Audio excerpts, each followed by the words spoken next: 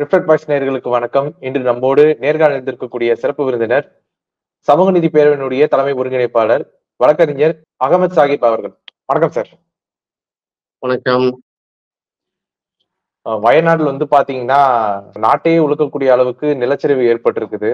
அதுல 143க்கும் மேற்பட்டவர்கள் மரணம் அடைந்திருக்கிறாங்க. இந்த வயநாடு நிலச்சரிவு சம்பவத்தை எப்படி பாக்குறீங்க? இது மிகப்பெரிய ஒரு வருத்தமான செய்தி. கடந்த 2 நாட்களாக யாரும் எதிர்பாராத வகையில கேரளாவையே உலுக்கி விட்டது. கேரளாவே இல்லை, இந்தியாவையே உலுக்கி விட்டது. காட்ஸ் ஓன் கண்ட்ரி என்று வர்ணிக்கப்பட்ட அந்த வயநாடு உள்ளிட்ட கேரளா அந்த பிராந்தியம் இனி சுற்றுலாத்துறைக்கே போக முடியாதோ, சுற்றுலா பயணிகள் செல்ல முடியாத இடமாக ஆகிவிட்டதோங்கிற அளவுக்கு இந்த வயநாடுடைய சம்பவங்கள் மிகப்பெரிய அச்சத்தை ஏற்படுத்தி இருக்கிறது. ஒட்டுமொத்தமாக பார்க்க வேண்டால் இது ஒரு நேச்சுரல் டிசாஸ்டர் என்று, இயற்கை பேரழிவுதான் என்று கடந்து போக முடியவில்லை. காரணம், சம்பந்தப்பட்ட அந்த வயநாடு அந்த பகுதியும் அந்த மலைகளையும் பாதுகாக்க வேண்டும் என்று western Ghats ecology expert panel 2011 பல அறிக்கைகளை சமர்ப்பித்திருந்தார்கள். அந்த அந்த வயநாடை சுற்றியுள்ள மலைப்பகுதியில் பாதுகாக்கப்பட வேண்டும், அங்கே சுரங்கங்கள் தோண்டக்கூடாது, அந்த பகுதியை மாசுபடுத்தக்கூடாது என்றெல்லாம் அறிக்கைகளை சமர்ப்பித்திருந்தார்கள். ஒன்றிய அரசும் மாநில அரசும் இதில் பொறுப்போக்கா இருந்த காரணத்தினால இன்றைக்கு இவ்வளவு பெரிய உயிரிழப்புகளை இழக்க நேரிட்டிருக்கிறது. வயநாடு இனி சுற்றுலா தலம் அல்ல. வயநாடு இனி சுற்றுலாவுக்காக செல்லக்கூடிய இடம் அந்த அருகதையை அற்றுவிட்டதுங்கிற அளவுக்கு மெயின் ஸ்ட்ரீம் ஊடகங்கள் செய்தி விடக்கூடிய அளவுக்கு அந்த காட்சிகள் எல்லாம் பார்க்கும்போது உண்மையிலேயே நெஞ்சம் பதபதைக்கிறது. இப்போ இந்த வயநாடுல நடக்கக்கூடிய இந்த நிலச்சரிவு பாத்தீங்கன்னா வெறும் இயற்கை காரணங்கள் மட்டும்தானா, இல்ல செயற்கையாகவும் ஏதாவது காரணங்கள் இருக்கிறதா? இல்ல, முழுக்க முழுக்க அந்த கார்பரேட் சுரண்டல் ஒரு பக்கம், அந்த மக்களுடைய அந்த வாழ்வாதாரம் பாதிக்கப்படும் அளவுக்கு அங்கே இருக்க நெருக்கடிகள், 3வது அதீத கனமழை, 4வது அரசு இயந்திரம் முழுமையாக செயலிழந்தது. அந்த பொதுப்போக்கான ஒரு தன்மை, இவற்றை எல்லாம் சேர்த்து நீங்க பார்க்கணும். சும்மா இயற்கை பேரிடர் மட்டும் இல்லை.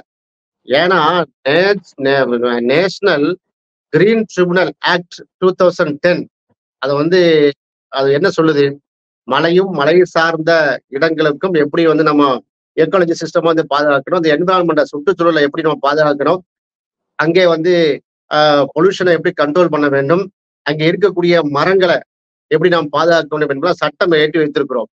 இது வயநாடுக்கு பொருந்துமா இல்லையா? அதுபோல என்விரான்மெண்டல் ப்ரொடெக்ஷன் ஆக்ட் 1986 அது மிக தெளிவாக சொல்கிறது இந்த வைல்ட் லைஃப் சான்ச்சுரிஸ்ல எப்படி ப்ரொடெக்ட் பண்ணணுங்கிறது. இது எல்லாம் வயநாட்டுக்கும் சேர்த்துதான். குறிப்பா வயநாட்டுல 10க்கும் மேற்பட்ட அந்த மைன்ஸையா திறந்து விட்டீங்க. அந்த வயநாட்டு மலையில இருக்கக்கூடிய கனிம வளங்களை சுரண்டுவதற்காக கார்பரேட் அந்த பணவெறி பிடித்த முதலாளிகள் கடந்த 10-11 ஆண்டுகளாக நிறைய மைன் சுரங்கத்துடைய அந்த கம்பெனிஸ் ஆரம்பிச்சாங்களே, அதை கூட நான் பட்டியலிட முடியும். எக்கான் மினரல்ஸ், இது என்னன்னா வயநாடு பகுதிகளில் இருக்கக்கூடிய அயன் இரும்பு தாதுவை வெட்டி எடுக்கக்கூடிய அந்த கம்பெனி.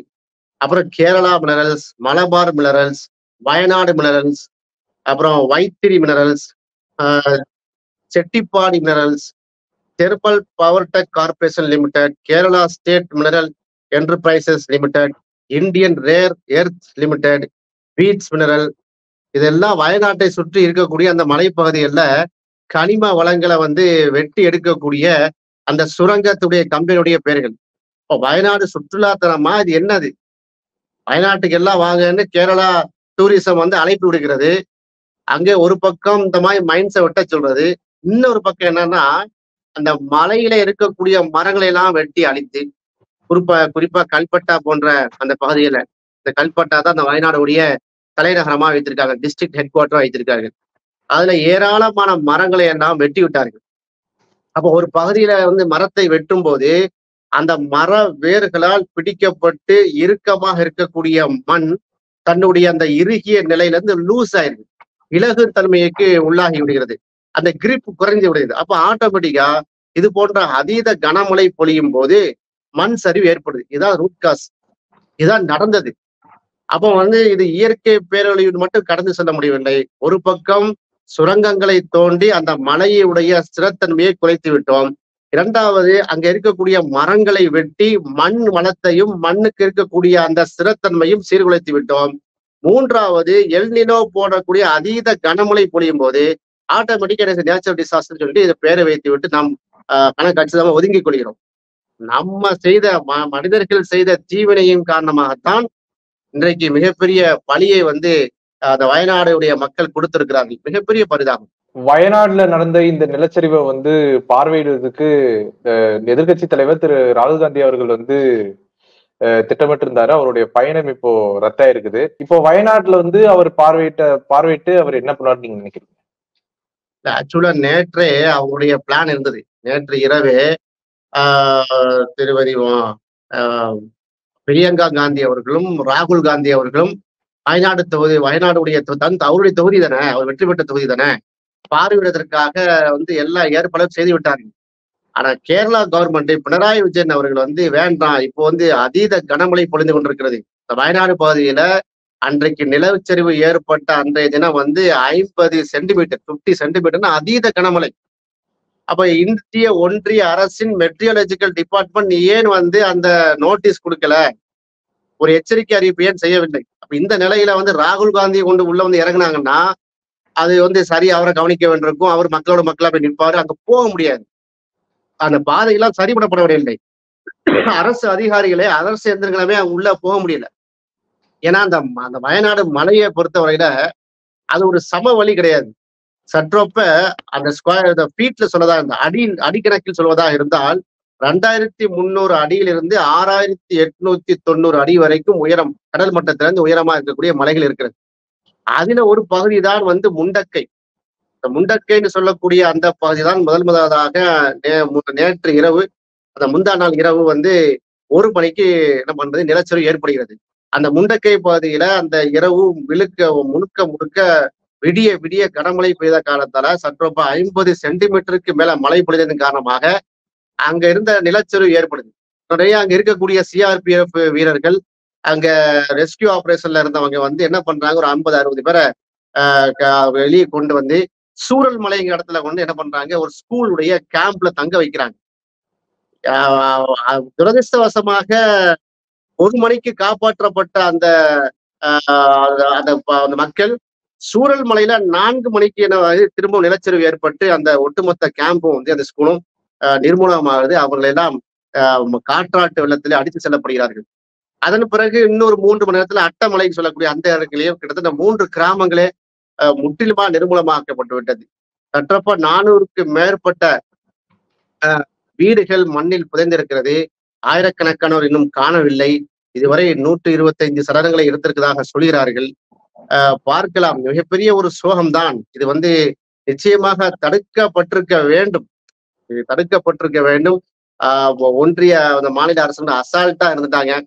இது ஏன் நம்ம இவ்வளவு தூரம் நம்ம பதிவு செய்யறோம்னா 2018, 19, 21 மிகப்பெரிய அதீத கனமழையை வந்து வெள்ளப்பெருக்கையும் கேரள அரசாங்கம் சந்தித்திருக்கிறது. குறிப்பா 2018 483 பேரை இழந்தார்கள். ஆயிரக்கணக்கான மக்களை காணவில்லை என்று சொன்னார்கள். சுமார் 10 லட்சம் பேர்களை வந்து அந்த மழை பாதிப்பு, பெருவெள்ள பாதிப்பு பாதிக்கப்பட்டது. அதுல என்ன பண்ணாங்கன்னா கேரள அரசாங்கம் பினராயி விஜயன் வந்து சிறப்பு கவனம் செலுத்தி அவர் உயிர் சேதத்தை கட்டுப்படுத்தினார், மட்டுறுத்தினார், பாராட்டெல்லாம் தெரிவித்தாங்க. அது மட்டும் அவர் விடல, ஒரு கமிஷன் எல்லாம் போட்டார். பல பேர்களில் நீதியரசர்களே ஓய்வு பெற்ற நீதியரசர்கள் தலைமையில கமிஷன் போட்டு எதுக்கு இந்த மாதிரி கேரளால வெள்ளம் வந்தது, மக்கள் வந்து இவ்வளவு தூரம் பாதிக்கப்பட்ட காரணம் என்ன இப்பெல்லாம் வந்து என்ன செஞ்சாங்க, ஆய்வு செய்தார்கள். அப்ப சொன்ன மேட்ரு என்ன, மலைப்பகுதியில காடுகளை வெட்டுகிறோம், அதனால வந்து என்ன செய்யுது, மண் சரிவு ஏற்படுகிறது. அங்க இருக்கக்கூடிய தேயிலை தோட்டம்லாம் சகட்டு மேனிக்கு ஏக்கர் கணக்குல சரிந்து விடுகிறது. அங்க டென்ட் அடிச்சு இருக்காங்க வந்து வெளி மாநில தொழிலாளர்கள், அவங்க அந்த இதுல நிறைய பேர் ஒர்க் பண்ணிட்டு இருக்காங்க. அவங்களுடைய உயிருக்கு அச்சுறுத்தல் ஏற்படுகிறது. அங்க இருக்கக்கூடிய காற்றாட்டு வெள்ளங்கள்லாம் முறைப்படுத்தப்படவில்லை. சற்றொப்ப 6 ஆறுகள் ஓடுகிறதுங்க வயநாட்டுல. வயநாட்டுடைய மலையிலிருந்து 6 ஆறுகள் ஓடுகிறது. கபினி ஆறு, பவானி ஆறு, மந்தவாடி ஆறு, வைத்திரி ஆறு, சாலியூர் ஆறு, கரலாடு ஏரி ஆறு, இப்படி 6 ஆறுகள் வந்து அந்த வயநாடு மலையை சுற்றி ஓடிக்கொண்டிருக்கிறது. அவையெல்லாம் வந்து சரியான முறையில பராமரிக்கப்பட்டு அந்த வழித்தடங்களை வந்து இன்னும் செப்பனிடப்படவில்லை. ஏன்னா இப்ப கஷ்டம். வயநாடு மலையை பொறுத்தவரையில கிட்டத்தட்ட நம்ம வெஸ்டர்ன் கேட்ஸ் சொல்லுவார்கள். நம்ம தென்காசி மாவட்டம் குற்றாலத்துல நீங்க பாக்குற அதே மலை தான் அது புனே வரைக்கும் செல்கிறது. மகாராஷ்டிரா, கர்நாடகா, மகாராஷ்டிராவை தாண்டி புனே வரைக்கும் செல்கிறது. மிகப்பெரிய மேற்கு தொடர்ச்சி மலை அது. அது பாத்தீங்கன்னா இந்தியாவிலேயே மிக பழமை வாய்ந்த மலை. இமயமலையை விட பழமை வாய்ந்த மலை. அந்த மலையில் மழைப்பொழிவு அதிகமாக இருக்கிறது. குறிப்பா அந்த கேரளா பகுதிகள்ல. சற்றப்ப அந்த ஆய்வாளர்கள் சொல்கிறார்கள், ஒரு வருடத்திற்கு 3000 மில்லிமீட்டர் மழை பெய்கிறது. 3000 மில்லிமீட்டர் என்னன்னு பாத்துக்கிறேங்க. அப்போ ஒரு 3-4 மாதங்களில் பெய்ய வேண்டிய மழை, அந்த மழையுடைய கால அளவு சுருங்கி ஒரு 2 மாசத்துல பெய்யுது.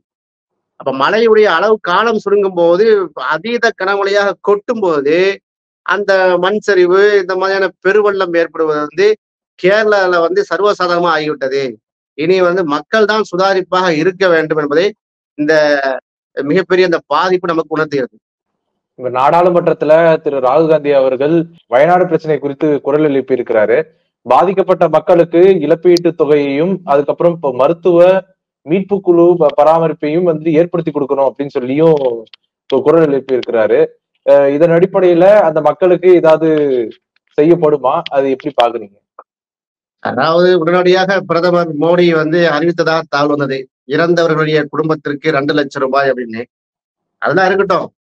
வயநாடு மக்களுடைய மேட்டர்ல பிரதமர் மோடி என்ன சொல்ல வருகிறார்? அந்த ராணுவத்தை இன்னைக்குதான் அனுப்பியிருக்காங்க.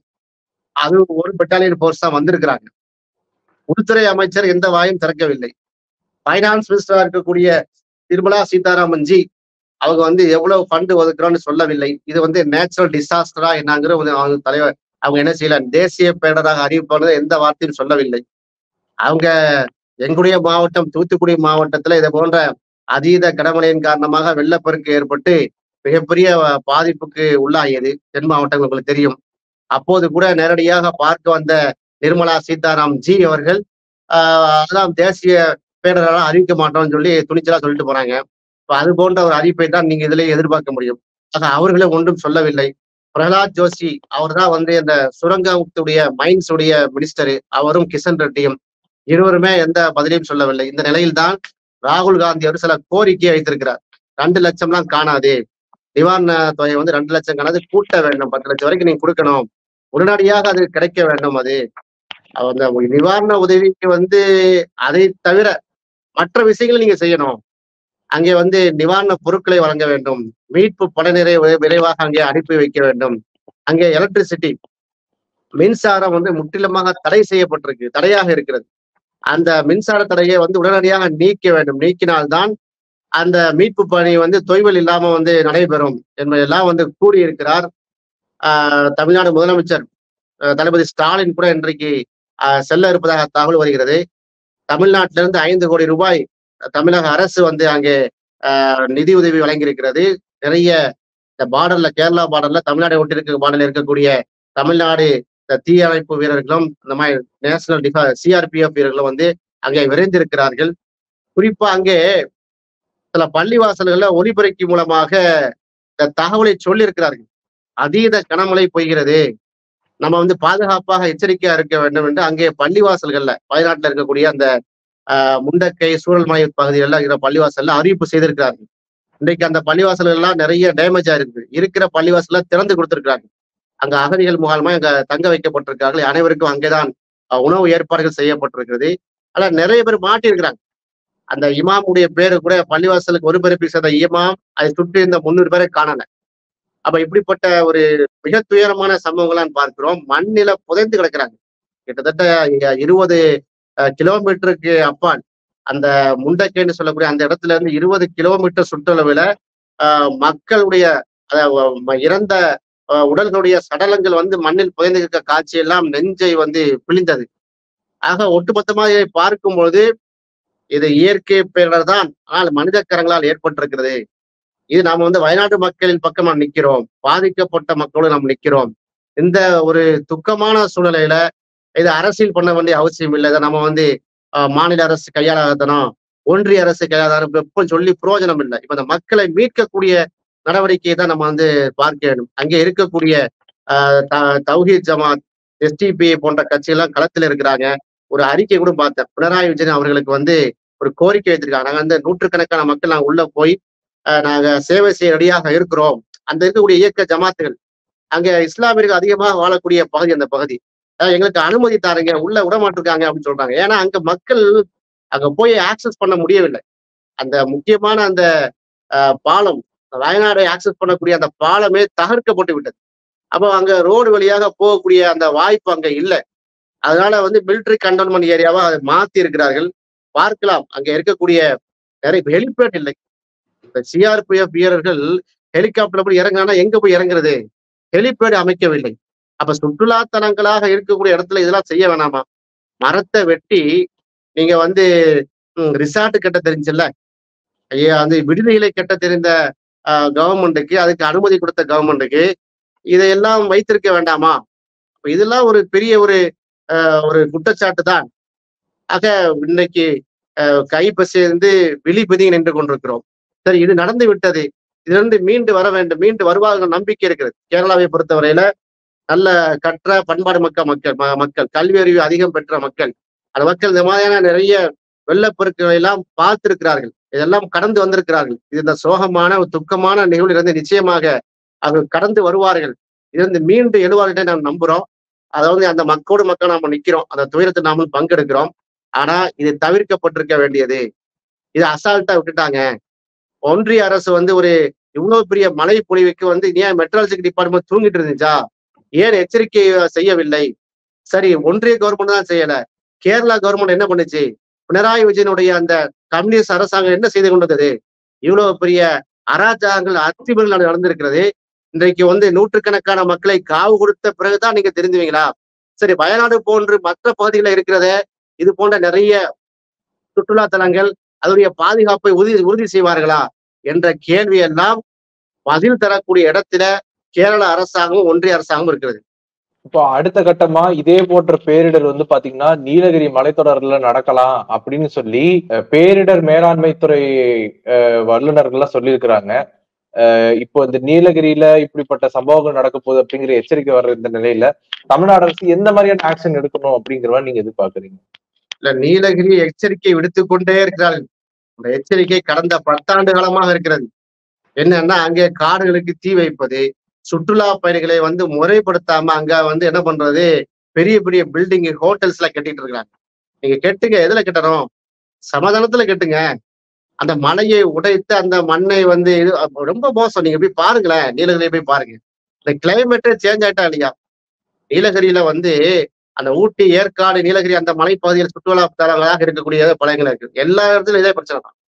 நீங்க தேக்கடியில இருந்து தொடங்கி நீங்க நீலகிரி வரைக்கும் நீங்க போயினீங்கன்னா நம்முடைய தமிழ்நாட்டுல இருக்கக்கூடிய சுற்றுலா டூரிசம் இருக்கக்கூடிய அந்த பகுதிகளில் கடந்த 20 ஆண்டுகள்ல நடந்த நிறைய மாற்றங்களை நீங்க பார்க்கலாம். நிறைய மரங்களை அழித்திருக்கிறோம். யாரு எங்க அந்த மரம்லாம் எங்க போச்சு? சம்பந்தம் இல்லாத ஒரு மரங்களை எல்லாம் அசோகா மரங்கள்லாம் வைத்திருக்கிறாங்க. நல்ல பலன் தரக்கூடிய மரங்களை எல்லாம் வெட்டி விட்டு ஒண்ணுக்கு உதவாத மரத்தை எல்லாம் வச்சிருக்காங்க. நிறைய தேயிலை தோட்டங்களா மாறி இருக்கிறது. ஏன்னா அது பணப்பயிரா. அப்ப இப்படிப்பட்ட நிறைய மாற்றங்கள் அந்த மலையில இருக்கு. அங்க இருந்த இயற்கை சூழல் அழிக்கப்பட்டு அந்த கிளைமேட்டே சேஞ்ச் ஆயிட்டு. ஒரு காலத்துல பாத்தீங்கன்னா ஊட்டி, நீலகிரி, இந்த ஏற்காடு இந்த பகுதியில எல்லாம் பாத்தீங்கன்னா குழுன்னு இருக்கு. மினி காஷ்மீர்னு சொல்லுவார்கள். இன்றைக்கு அப்படியா இருக்கிறது. சோ இந்த எச்சரிக்கை வந்து தமிழ்நாடு அரசு வந்து கடந்து சென்று விடக்கூடாது. குறிப்பாக நிறைய குற்றச்சாட்டுகள் ஸ்டாலின் அரசாங்கம் வந்து கொண்டே இருக்கிறது. கள்ளச்சாராய தாவல் ஒரு பக்கம், ஆம்ஸ்டாங் படுகொலை இன்னொரு பக்கம், சட்ட ஒழுங்கு சீர்குலைவு, தமிழ்நாடு ஃபுல்லா இருக்கக்கூடிய படுகொலைகள் நிறைய வந்து கொண்டிருக்கு.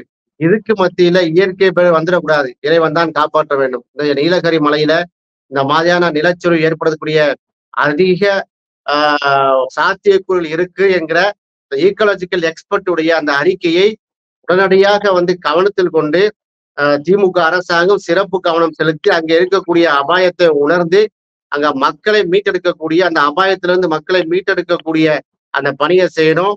இப்போதே அந்த பாதுகாப்பு நடவடிக்கையை தொடங்க வேண்டும் என்பதை நான் இந்த பேட்டின் வாயிலாக கேட்டுக்கொள்கிறோம். உங்களுடைய நேரத்தை ஒதுக்கி எங்களோட கருத்துக்களை பகிர்ந்தமைக்கு நன்றி சார். நன்றி.